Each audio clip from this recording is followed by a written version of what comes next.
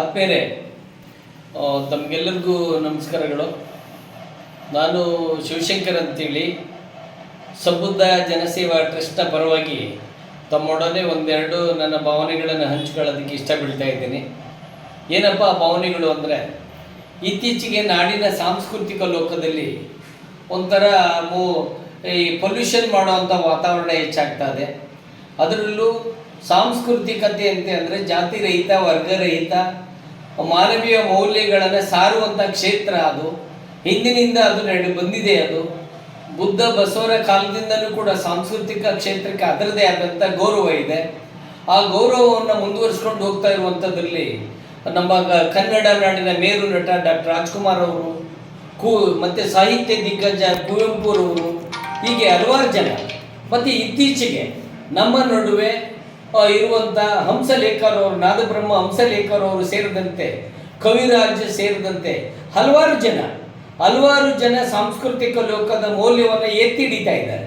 ಆದರೆ ಇವತ್ತು ಏನಾಗಿದೆ ದುರಂತ ಅಂದರೆ, ಇತ್ತೀಚೆಗೆ ನಮ್ಮ ಸಂಗೀತ ನಿರ್ದೇಶಕ ಇವತ್ತು ಮಾನವೀಯ ಮೌಲ್ಯಗಳ ವಿಚಾರಗಳನ್ನು ಎಲ್ಲೆಡೆ ಬಿತ್ತುತ್ತಾ ಇರುವಂಥವ್ರು, ಪ್ರಜಾಪ್ರಭುತ್ವದ ಮೌಲ್ಯದ ಬಗ್ಗೆ ಜನರಿಗೆ ಅರಿವನ್ನು ಉಂಟು ಮಾಡ್ತಿರುವಂಥದ್ದು, ಮತ್ತು ನೊಂದ ಜನರ ಬಗ್ಗೆ ಧ್ವನಿಯೇ ಆಗ್ತಾ ಇರುವಂಥ ಒಬ್ಬ ಸಾಂಸ್ಕೃತಿಕ ಲೋಕದ ದಿಗ್ಗಜ ಆಗಿದ್ದಾಗ್ಯೂ ಕೂಡ ನಾನು ಸಮಾಜ ಜೀವಿ, ನಾನು ನಾಗರಿಕ, ಮನುಷ್ಯನನ್ನು ಪ್ರೀತಿಸುವಂಥ ಸಮಾಜ ಬೇಕು ಅಂತ ಹಾತೊರೆಯುತ್ತಿರುವಂಥ ಹಂಸಲೇಖರವರ ಕುರಿತಂತೆ ಕೆಲವು ಜನ ತಿಳಿಗೇಡಿಗಳು ಇತ್ತೀಚೆಗೆ ವಿಚಿತ್ರವಾದಂಥ ಮಾತುಗಳನ್ನು ಆಡ್ತಾ ಇರುವಂಥದ್ದು ನಿಜವಾಗೂ ಮನುಷ್ಯ ಪ್ರೀತಿಸುವ ಸಮಾಜವನ್ನು ಬಯಸುವಂಥ ಪ್ರತಿಯೊಬ್ಬರೂ ಕೂಡ ದುಃಖಿಸುವಂತಾಗಿದೆ, ತೀವ್ರವಾಗಿ ಖಂಡಿಸಬೇಕಾಗಿದೆ.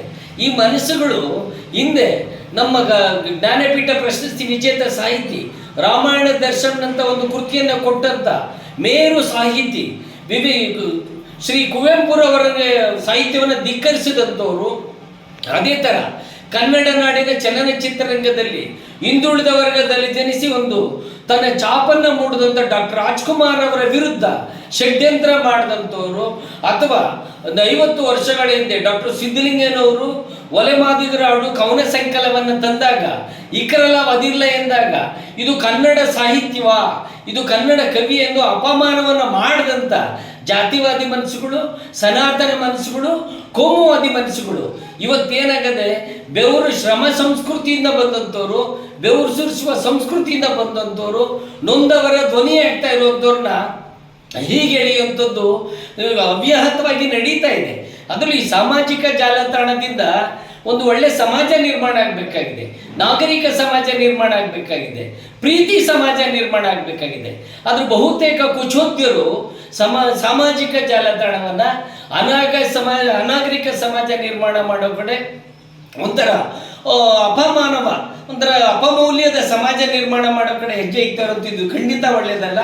ಹಂಸಲೇಖರ್ ಅವರ ಪರವಾಗಿ ಅವರೇನು GTVನಲ್ಲಿ ಅಂಬೇಡ್ಕರ್ ಅವ್ರ ಬಗ್ಗೆ ಒಂದು ಒಳ್ಳೆ ಮಾತನಾಡಿದ್ರು. ಹನುಮಂತನಂತ ಒಂದು ಹಳ್ಳಿಗಾಡಿನ ಕುಗ್ರಾಮದ ಒಂದು ಹುಡುಗ ಇವತ್ತು ರಾಜ್ಯದ ದೊಡ್ಡ ಕ್ಷೇತ್ರದಲ್ಲಿ ಗಾಯಕ ಆಗಿದ್ದಾನೆ, ಲಂಬಾಣಿ ಸಮುದಾಯದ ಗಾಯಕ ಆಗಿದ್ದಾನೆ. ಅಂದರೆ ಕತ್ತಲಲ್ಲಿ ಇರುವಂಥ ಪ್ರತಿಭೆಯನ್ನು ಬೆಳಕಿಗೆ ತರುವಂಥ ಶ್ರಮವನ್ನು ನಿಸ್ವಾರ್ಥವಾಗಿ ಪ್ರತಿಫಲಾಪೇಕ್ಷೆ ಇಲ್ಲದೆ ಮಾಡ್ತಾ ಇರುವಂಥ ಒಬ್ಬ ವ್ಯಕ್ತಿ, ಸಾಂಸ್ಕೃತಿಕ ದಿಗ್ಗಜ ಹಂಸಲೇಖರ್ ಅವರ ಕುರಿತಂತೆ ಹಾಡ್ತಾ ಇರುವಂಥ ಮಾತುಗಳು ನಿಜವಾಗೂ ಶೋಭೆ ತರುವಂಥದ್ದಲ್ಲ. ಇದು ನಾಗರಿಕ ಸಮಾಜ ತಲೆ ತಗ್ಗಿಸುವಂಥದ್ದು.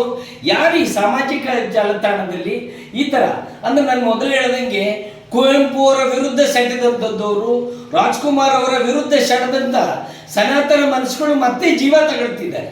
ಇಂಥದ್ರೊಳಗಡೆ ಮಾನವೀಯ ಮೌಲ್ಯಗಳನ್ನು ಪ್ರೀತಿಸುವಂಥ ಜನ ಎಚ್ಚೆತ್ಕೋಬೇಕಾಗಿದೆ. ಹಂಸಲೇಖರ್ ಅವರ ಮುಂದೆ ನಾಡಿನ ಸಮಸ್ತ ಪ್ರಗತಿಪರ ಚಿಂತಕರು, ಮಾನವ ಜೀವಿಗಳು, ಜೀವಪರ ಸಂಸ್ಕೃತಿಯನ್ನು ಬಯಸುವಂಥವ್ರು, ಯಾಕೆಂದರೆ ಶವ ಸಂಸ್ಕೃತಿಯವರು ಹೋರಾಟ ಮಾಡ್ತಿದ್ದಾರೆ ಇವ್ರ ವಿರುದ್ಧ, ಆದರೆ ಜೀವಪರ ಸಂಸ್ಕೃತಿಯನ್ನು ಬಯಸುವಂಥ ವ್ಯಕ್ತಿಗಳು ಅವರಿಂದ ಇದ್ದಾರೆ. ಇನ್ನಾದರೂ ಸಾಮಾಜಿಕ ಜಾಲತಾಣವನ್ನು ಮನುಷ್ಯನ ಪ್ರೀತಿಸುವಂಥ ಸಮಾಜ ನಿರ್ಮಾಣ ಮಾಡೋದಕ್ಕೆ ಬಳಸ್ಕೊಳ್ಳಿ, ಪ್ರೀತಿಯನ್ನು ಬೀಜವನ್ನು ಬಿತ್ತುವಂಥದ್ದಕ್ಕೆ ಮಾಡಿಸ್ಕೊಳ್ಳಿ.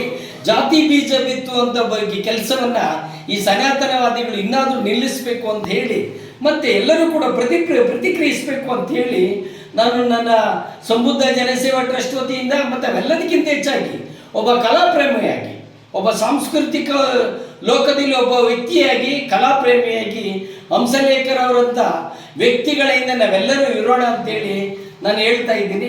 ಈ ಮೂಲಕ ನನ್ನ ಮಾತನ್ನು ಕೇಳಿದಂಥ ತಮ್ಮೆಲ್ಲರಿಗೂ ಕೂಡ ಒಂದು ಜೀವಪರ ಸಂಸ್ಕೃತಿಯನ್ನು ಬಯಸುವಂಥ ತಮ್ಮೆಲ್ಲರಿಗೂ ಕೂಡ ವಿನಮ್ರವಾಗಿ ನಮಸ್ಕಾರವನ್ನು ಹೇಳ್ತೀನಿ.